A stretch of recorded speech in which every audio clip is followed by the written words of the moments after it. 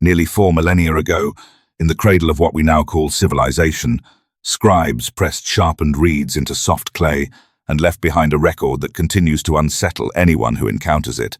A record that speaks in numbers so vast they strain belief, and in claims so strange they seem to belong more to myth than memory. 8 kings ruling across 5 cities for a combined span of 241,000 years, an account that insists kingship itself descended from heaven, that a great flood once erased the world, and that everything that followed was a kind of second beginning, a reconstruction built upon the ruins of something older, something lost, suggesting that our civilization may not be the first, nor even the second, but merely the latest chapter in a much longer and more mysterious human story. And at the center of this enduring puzzle sits a small but extraordinary artifact. An 8-inch clay prism housed today behind glass, its 4 sides covered in neat, deliberate columns of wedge-shaped script, once mounted on a spindle so it could be rotated and read like a catalogue of rulers. Discovered in 1922 among the remnants of an ancient city buried beneath centuries of dust, recovered by an archaeologist who could not have known just how deeply this object would challenge modern assumptions about history. Because the prism was not alone. Over time, more than a dozen additional tablets and fragments surfaced across the region, each preserving portions of the same text, each echoing the same structure, the same sequence of cities and kings and reigns, copied and recopied across generations with a consistency that gave the impression of authenticity, as though this was not a myth at all but a bureaucratic record, a ledger of power stretching back to the beginning of time itself. And yet embedded within that orderly structure was a rupture, a moment where the narrative broke and reset, a simple line carved into clay stating that the flood swept over the land, after which kingship once again descended from heaven and a new lineage began, their reigns gradually shrinking from impossible centuries to spans that feel almost human, a pattern that captured the imagination of alternative thinkers who saw in it confirmation of a deeper truth, that civilizations far older and more advanced than our own once flourished and were destroyed, leaving behind only fragments of memory disguised as myth. But when scholars began to examine the text more critically, especially in the early 20th century, cracks began to appear in what had once seemed like a seamless historical account. Contradictions emerged between the list and other inscriptions. Dynasties presented as sequential were shown to have overlapped. Kings assigned to one city were known from other evidence to have ruled elsewhere, revealing that the idea of a single unbroken chain of kingship was less a record of reality and more a carefully constructed narrative, shaped by political motives rather than historical accuracy. And this realization forced a reconsideration of why such a document existed at all, why it had been preserved and copied for centuries, and what purpose it truly served. Because several factors had long shielded it from skepticism, its sheer antiquity commanded respect, predating many other known texts. The scarcity of competing records left it largely unchallenged, and its structured, repetitive style mimicked the tone of administrative writing, giving it an air of authority. But as interpretations evolved, a new explanation took hold, that the text was not meant to document history in the way we understand it, but to legitimize power, to create a sense of continuity and divine order, linking contemporary rulers to a mythical past in which kingship itself was a gift from the heavens, a concept that transformed political authority into something sacred and unquestionable. And within this framework, the astonishing numbers begin to make more sense, because the culture that produced them did not think in the same numerical terms we do. Their system was based on multiples of 60, a structure that still echoes today in how we measure time and space. And the reign lengths recorded in the text were not simple counts of years, but symbolic expressions encoded in units that carried meaning beyond their literal value. When converted back into their original form, they reveal patterns, clean divisions, round figures that would have been immediately recognizable to any trained scribe, suggesting that these numbers were chosen deliberately, not to deceive, but to convey status, to elevate certain figures into the realm of legend, to mark them as beings of extraordinary significance rather than ordinary rulers bound by human limitations.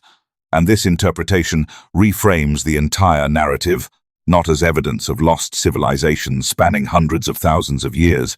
but as an example of how deeply humans have always understood the power of storytelling, how origin myths can shape identity, justify authority, and connect the present to an imagined past that feels timeless and inevitable. Yet even as this explanation satisfies many questions, others remain, particularly when the text names a specific place as the origin of kingship, a city whose ruins still lie buried beneath layers of earth, a site that archaeologists eventually uncovered and excavated, revealing a history far older than anyone had expected,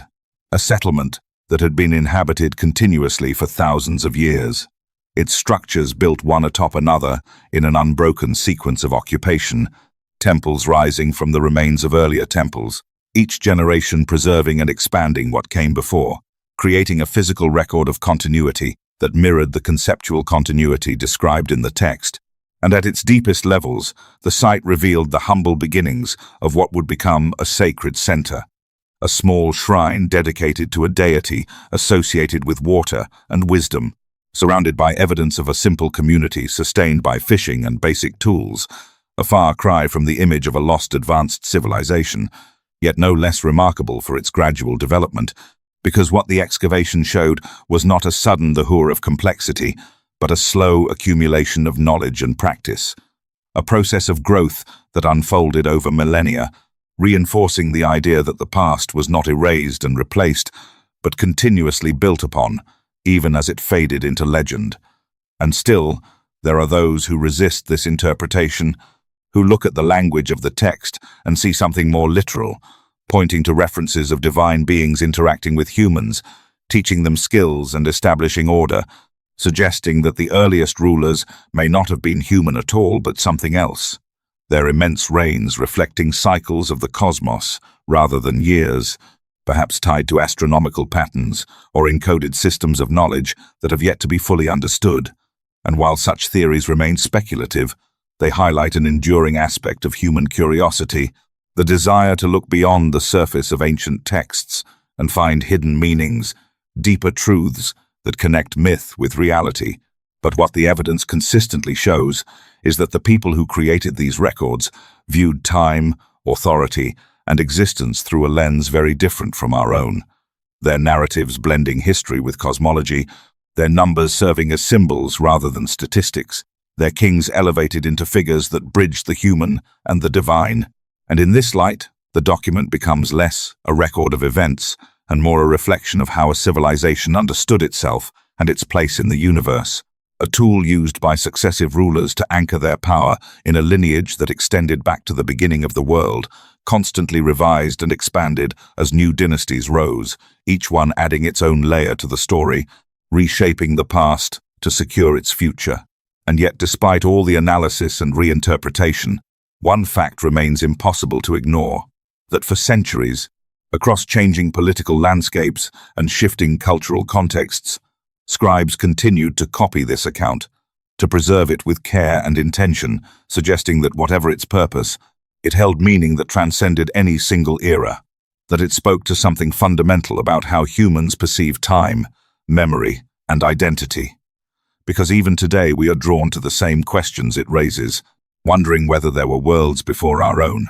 whether history is as linear as we assume, whether beneath the surface of what we know there are deeper layers waiting to be uncovered. And perhaps that is the true significance of the text,